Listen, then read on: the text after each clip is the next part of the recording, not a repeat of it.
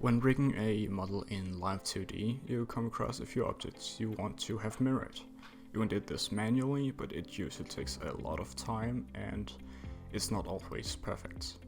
Instead, you can do this. You can copy and paste the object, so you now have two copies of it. They are both rigged to the same parameters. Without moving it, you can right click on it and click reflect. Here you want to select the X parameters.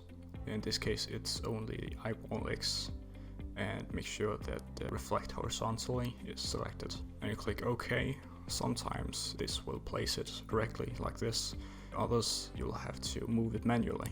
When doing this, it's a good idea to hold shift to not move it up or down. All of these are now rigged to the original parameters. In this case, both eyes are rigged to the left eye.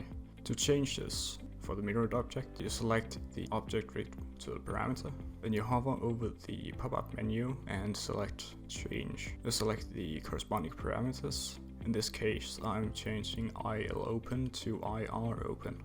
So I select IR open. You do this for all the parameters. If you set up your physics correctly for both parts of it, both the original and mirrored, this will work automatically.